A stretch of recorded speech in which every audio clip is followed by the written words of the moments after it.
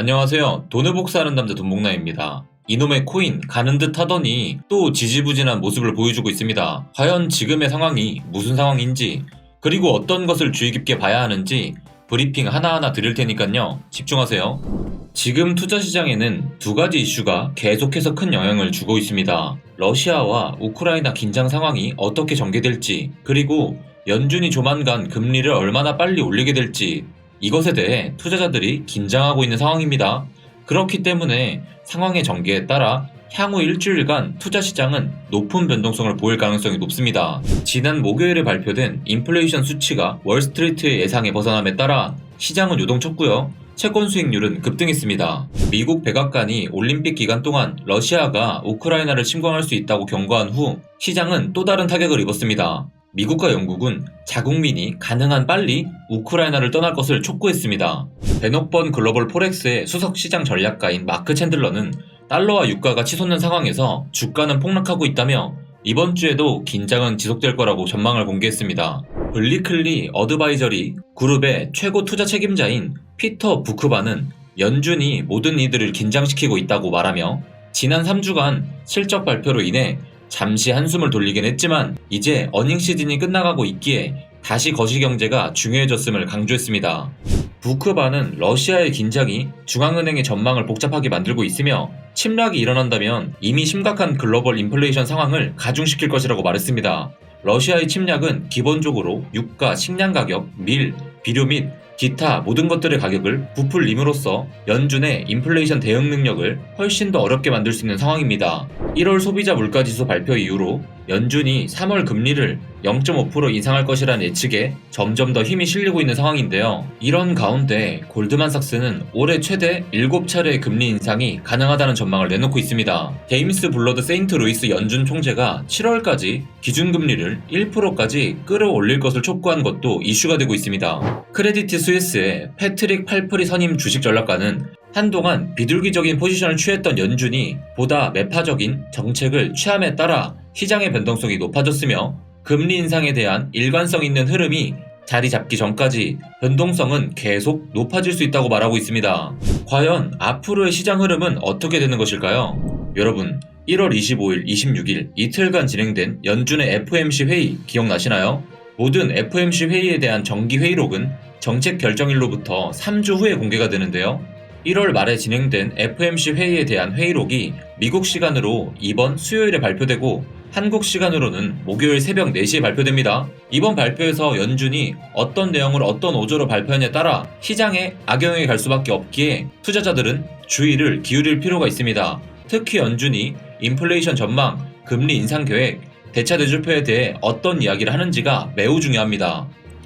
한국 시간으로 화요일 저녁 10시 반에 발표되는 생산자 물가지수도 상당히 중요합니다. 생산자 물가지수인 PPI는 식품과 에너지 부문을 제외하고 생산자들이 판매한 상품 및 서비스 가격 변동을 측정합니다.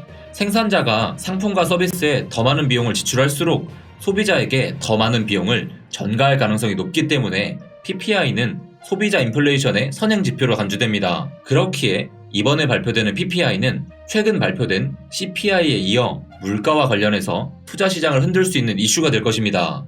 비트코인 일봉 차트입니다. 제가 설명해드린 역헤드 앤 숄더의 범위 내에 하락세를 이어가고 있습니다. 그렇기에 거시경제 이슈로 시장에 어떤 자극이 가해진다면 비트코인의 첫 번째 지지선은 39,600달러 부근이 될 가능성이 높습니다. 비트코인 도미넌스도 계속해서 말씀드린 추세대로 움직이고 있습니다. 알트코인보다 비트코인 쪽으로 자금이 쏠리는 현재의 패턴은 비트코인 도미넌스가 45%에 도달할 때까지 계속 이어질 가능성이 높습니다. 그리고 이런 추세는 거시적인 경제 요소가 투자 시장에 강한 영향력을 행사하는 동안 계속될 수 있어요. 그렇기 때문에 비트코인 도미넌스가 45%에 도달한 이후에도 시장 상황이 좋지 않다면 비트코인 도미넌스는 추세선을 깨고 올라가게 될 가능성이 높아지게 됩니다. 비트코인 가격이 하락하는 가운데 비트코인 도미넌스가 올라가는 현재의 상황은 알트코인의 단기적 전망을 어둡게 하는 요소입니다. 거시경제 이슈로 인해 투자 시장 전체가 흔들리는 현재의 상황을 잘 반영하고 있다고 볼 수 있습니다. 테더 도미넌스 또한 말씀드린 패턴대로 움직이고 있습니다. 현재 이미 왼쪽 어깨보다 높은 수준으로 올라온 상태인데요. 4.5% 정도까지는 상승해도 헤드앤숄더 패턴대로 반전이 나올 수 있지만 그 이상 상승하게 되면 패턴이 깨지게 되면서 크립토 시장의 단기적 전망을 어둡게 만들 수도 있어요. 크립토 전체 시총은 제가 말씀드렸던 박스권 안으로 진입을 시작했습니다. 하락 추세가 이어지고 있기에 1조 7,600억 달러대까지는 빠진 이후에야 반등이 일어날 가능성이 높다고 볼 수 있죠. 비트코인, 이더리움 제외 크립토 시총은 제가 말씀드린 박스권의 바닥까지 근접한 상태입니다. 6,920억 달러 선을 지켜주는 것은 중요합니다. 이 라인이 깨진다면 알트코인은 훨씬 더 큰 하락도 가능한 상황이 펼쳐지므로 그 이전에 시장의 분위기를 바꿀 수 있는 새로운 동력이 형성될 필요가 있습니다. 나스닥 대비 비트코인 차트는 조금씩 50일 지수 이동 평균선에 근접하고 있습니다. 말씀드렸듯이 작년 7월 말의 상황과 똑같이 움직여주고 있습니다. 작년과 같은 확실한 반등이 일어나기 위해서는 50일 이평선의 확실한 지지를 보여줄 필요가 있습니다. 만약 50일 이평선의 지지가 실패한다면 다음 지지선이 될 수 있는 구간은 초록색 점선으로 표시한 선이 되는데요. 비트코인이 거기까지 후퇴하지 않고 지금의 50일 이평선에서 반등을 해줬으면 하는 마음입니다. 여러 안 좋은 상황 속에서도 비트코인 주봉 차트의 하이캔 하시는 지난주에 긍정적인 캔들을 완성했습니다. 그로 인해 일주일 하이캔 하시 차트보다 더 신뢰도가 높은 2주일의 하이캔 하시 차트가 양봉을 형성할 조짐이 보이기 시작했습니다. 지난주에 이어 이번 주의 흐름이 좋다면 비트코인은 반등을 위한 토대를 더 가져가게 될 수 있습니다. 하지만 현재 진행 중인 여러 거시경제 이슈들이 투자 시장 전체와 크립토 시장에 우호적으로 바뀔 필요가 있으므로 섣부른 판단보다는 계속해서 긴 호흡을 유지하는 것이 중요한 시점입니다. 장기적 관점의 홀더분들은 가격이 한 번 더 출렁일 시에 물량을 모아가는 형태로 접근하시면 되겠고요. 소액 투자자나 선물 투자자분들 민감하게 반응하셔야 되겠죠.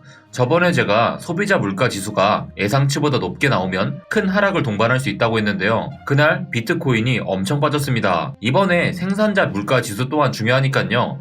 말씀드린 화요일 저녁 10시 집중하시고요. 전문 트레이더들의 의견은 38K에서 29K를 찍고 다시 반등을 할 거란 이야기들이 지배적입니다. 하지만 지금 상태에선 거시적인 경제 관점이 더 중요하니까 연준 금리 인상 이슈와 러시아 우크라이나 전쟁 이슈에 더 주목해볼 필요가 있겠네요. 무슨 일이 일어난다면 라이브 방송이라든지 텔레그램 브리핑이라든지 멤버십 브리핑 다 하겠습니다. 이런 정보를 놓치지 않으려면요. 시청자분들은 구독 꼭 해두세요. 그럼 내일 아침 라이브 방송에서 만나요. 안녕!